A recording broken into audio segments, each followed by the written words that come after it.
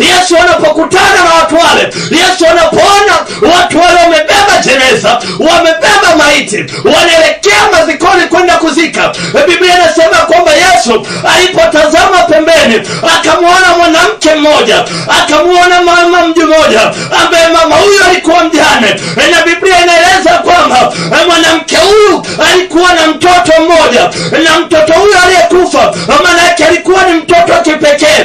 Biblia inasema kwamba mwanamke yule hakuwa na mtoto aina yote.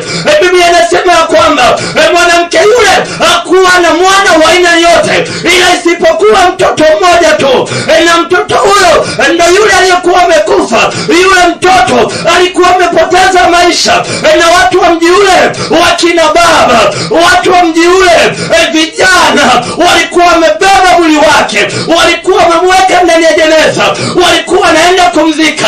Lakini Yesu anapomwangalia mama yule, anapomwangalia mwanamke yule, mwanamke analia. Ni kwa nini analia? Maana furaha yake aliyokuwa nayo katika maisha yake kupitia mtoto, yamkini enzi ya wai wa yule mtoto. Yule mtoto alikuwa anacheza na mama yake, yule mtoto alikuwa anafanya mama yake, na baada ya mtoto yule kupoteza maisha, Biblia inasema ya kwamba mwanamke yule analia. Mwanamke yule analia. Kwa nini analia? Maana anajua kwamba nilikuwa na mume, na mume amekufa, ameniacha mjane. Kwa nini mwanamke yule analia? Analia kwa sababu anajua kwamba mume wangu alipofariki nilibaki na mtoto, nilikaa na mtoto akafa laja katika maisha yangu. Kwa hiyo mwanamke yule Yesu anapomwangalia au Yesu anapomtazama, anaona furaha ya mwanamke yule imeondoka, anaona ndani yake kilio, anaona ndani yake huzuni, anaona ndani yake majonzi. Yesu anapomtazama mwanamke yule anamwambia mama usilie, anamwambia mama nyamaza, anamwambia mama nyamaza. Ni kwa nini anamwambia mama nyamaza? Ni kwa nini anamwambia mama usilie? Maana anajua kwamba yeye ambaye ana uwezo wa kurejesha furaha kwenye mioyo iliyovunjika, anajua yeye mwenye uwezo wa kuleta furaha mahali penye huzuni, anajua yeye ana uwezo wa kuleta furaha mahali penye kilio, anajua yeye ana uwezo wa kuleta furaha mahali penye majonzi. Ndio maana anamwambia mama yule ya kwamba ni muda kunyamaza. Biblia inasema kwamba Yesu akanyosha mkono wake akaligusa lile jeneza, na alipoligusa lile jeneza, watu wale waliokuwa wamelibeba lile jeneza, Biblia inasema kwamba watu wale wakanyamaza, watu wale wakasimama. Na waliposimama, Yesu akatamka akasema, kijana ninakuamuru inuka. Akasema, kijana ninakuamuru inuka. Biblia inasema kwamba baada ya Yesu kusema, baada ya Yesu kutamka, Biblia inasema kwamba kijana yule akainuka, kijana yule akaketi, na baada ya kuinuka akaongea na mama yake. Yesu akamkabidhi kwa mama yake. Ngoja nikwambie mama yangu, ngoja nikwambie baba yangu, ngoja nikwambie kijana mwenzangu, yamkini maisha yako ulikuwa ni mwanamke mwenye furaha, yamkini maishani mwako ulikuwa ni baba mwenye furaha, yamkini maisha yako ulikuwa ni kijana mwenye furaha, lakini wakati mama furaha imeondoka, kimebaki kilio. Wakati baba furaha imeondoka, imebaki kilio. Wakati kijana furaha imeondoka, imebaki kilio. Lakini siku leo ninaeleza habari za mtu mwenye uwezo wa kuleta furaha katika maisha yako. Ngoja nikwambie mama yangu, ngoja nikwambie baba yangu, ninajaribu kuvuta picha watu wale waliokuwa wamebeba lile jeneza, kama namna leo tunavyobeba jeneza.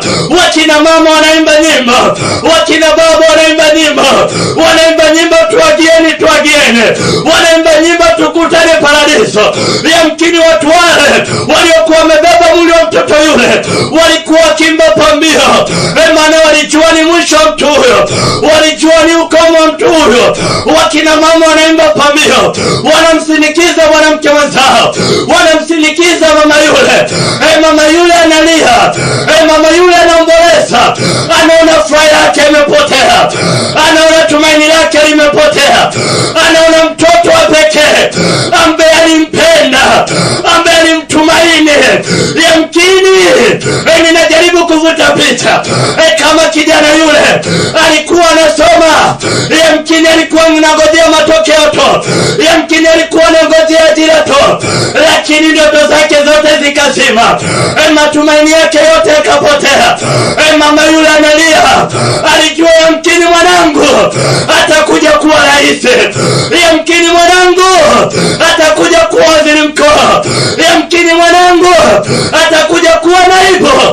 Maono yale, ndoto za mama yule zinafutika, furaha ya mama yule inaondoka, inaingia kilio, kinaingia huzuni ndani yake, anaingia, anakuwa ni mwanamke wa kulia. Furaha aliyokuwa nayo inaondoka kwenye maisha yake, inaingia huzuni, inaingia huzuni kwenye maisha yake, inaingia huzuni kwenye maisha yake. Ngoja nikwambie mama yangu, kuna mwanamke mmoja nilikutana naye ndani ya wiki hii. Yule mwanamke ananiambia, mtumishi wa Bwana, nikikumbuka maisha ndoa yangu, namna nilivyokuwa ninaishi na mume wangu, wakati ule mume wangu kabla hajanioa, kwenye uchumba tuliokuwa nao, alikuwa ananipenda, nilikuwa nikihitaji hichi ananipatia, nilikuwa nikisema hivi ananifanyia, nilikuwa nikimwambia ninahitaji hichi ananiletea. Lakini mwanaume yule baada ya kunioa tu, mwanaume yule baada ya kunijua tu, leo hiyo amenikataa, leo hiyo ameniacha, ameniachia watoto, ninapata shida, nimekuwa ni mwanamke wa kuhangaika, nimekuwa ni mwanamke wa kupata shida. Mwanamke yule ananiambia, mwanamke yule analia, anasema, nifanyaje mtumishi? Ndoa yangu imekuwa ni uwanja wa vita, ndoa yangu imekuwa ni kilio tu, nikiamka ni kilio, nikishinda ni kilio, nikilala ni kilio. Anasema, mtumishi nifanye nini? Anasema, mchungaji nifanye nini? Anasema, mwinjilisti nifanye nini? Mwanamke yule analia, mama yule analia, anasema, ni bora angeniacha, ningekuwa sina watoto, lakini leo hii ameniacha, nina watoto 3. Watoto wao nitawapeleka wapi? Na mimi sina kazi ya kuniingizia kipato. Mwanamke yule analia. Mwanamke yule akikumbuka ule upendo wa awali, akimwambia, mume wangu ninahitaji unitoe auti. Mwanaume alikuwa ni chapu kumtoa auti, alikuwa ni mwepesi wa kumtoa auti, lakini leo hii mwanamke yule analia.